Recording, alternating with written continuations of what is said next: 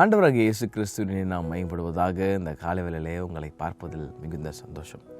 நாட்கள் ரொம்ப சீக்கிரமாக ஓடிட்டுருக்குது. உங்கள் நம்பிக்கை இயேசுவின் மேல் இருக்குமானால் என்றென்றைக்கும் அசைக்கப்படாத சியோன் பர்வதத்தை போல இருப்பீங்க. 125 சங்கீதம் 1 தான் சொல்லுது, கர்த்தரை நம்புகிறவர்கள் என்றென்றைக்கும் அசையாமல் நிலைத்திருக்கும் சியோன் பர்வதத்தை போல இருப்பார். இன்றைக்கி நிறைய நேரத்தில் ஆண்டரை நம்புறதில்லை.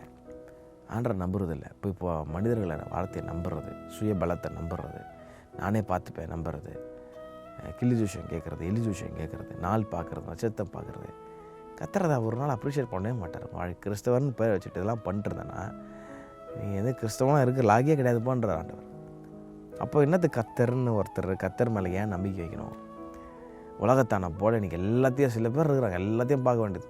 கல்யாணத்துக்கு நல்ல நாள் பார்த்து வைக்கிறது, நமக்கு எல்லா நாளும் நல்ல நாள் தாங்க.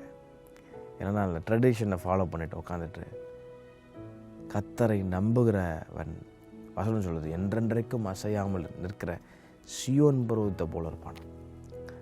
பெரும் வெள்ளம் வந்தாலும் பெருமழை சொரிந்து அந்த வீடை மோதினாலும் அந்த வீடு ஒன்றொன்னு அசையாது. ஏன்னா அந்த வீடு அஸ்திபாரம் கண்மலையின் மேல் இருக்குது, கண்மலை ஆகிய கிறிஸ்துவின் மேல் இருக்குது.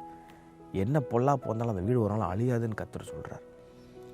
கர்த்தர் மேலே நம்பிக்கை இல்லாமல், கர்த்தர் வார்த்தையில் நம்பிக்கை வைக்காமல் போயிட்டு மனிதர்களுடைய வார்த்தையை நம்பிட்டு, சுய வாழ்க்கையை நம்பிட்டு, பலத்தை நம்பிட்டு இருந்தீங்கன்னா உங்கள் வீடு இடிஞ்சு போயிடும், உங்கள் வீடு அசைஞ்சு போயிடும். இந்த காலவெளியில் கர்த்தரை எச்சரிப்பாக சொல்கிறார். கர்த்தரை நம்பாமல் வேறு எல்லா இடத்துலையும் நம்பிக்கை வச்சுட்டு அப்படி வாழ்ந்துட்டு இருந்தீங்கன்னா சரியான இடத்துல கர்த்தர் செய்ய மாட்டுறது ஸ்பீடாக. அதுவே கர்த்தர் மேலே நம்பிக்கையே இல்லையா? கர்த்தர் எனக்கு இதை செய்வார், தருவார், லேட்டானாலும் பரவாயில்ல கர்த்தர் தருவார், அதுதான் நம்பிக்கை.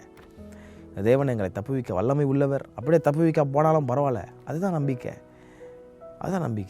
கர்த்தர் இதை ஒன்றும் ஒரு நாள் பண்ண மாட்டேன், அதனால் இந்த மனுஷக்கிட்ட நான் ஓடினேன், அதனால் இந்த டாக்டர்கிட்ட நான் ஓடினேன், அதனால் இந்த இந்த இந்த காரியத்தை நான் பண்ணேன் சொல்கிறது எந்த விதமான பிரயோஜனம்? கர்த்தரை முதல்ல நம்பணும், அவர் மேலே நம்பிக்கையாக இருக்கணும். அவரை நம்பினீங்கன்னா உங்கள் வீடு, உங்கள் வாழ்க்கை அசையாமல் இருக்கிற நித்திய நகரமாகிய சியோன் பர்வத்தை போல இருக்கும் கர்த்தர் சொல்லிட்டார். அப்போ உங்கள் நம்பிக்கை, let your trust faith be strengthened. அவரை நம்புங்க, அவரை நம்பி பாருங்கள், ஆச்சரியமாக உங்களை நடத்துவார். என் வாழ்க்கையில் அநேக நேரத்தை அதை நான் அனுபவிச்சிருக்கிறேன், கண்கூட பார்த்துருக்கிறேன். ஆச்சரியம் நடத்துவார். அவரை நம்பி பாருங்கள், உங்களை அற்புதம் நடத்துவார். இந்த காலவெளியில் உங்கள் நம்பிக்கை அவருக்குள்ளே பெருகட்டும், அவர் மேலே கட்டப்படட்டும். கர்த்தர் தாமே உங்களை யாரையும் ஆசீர்வதிப்பாராக. ஆமென்.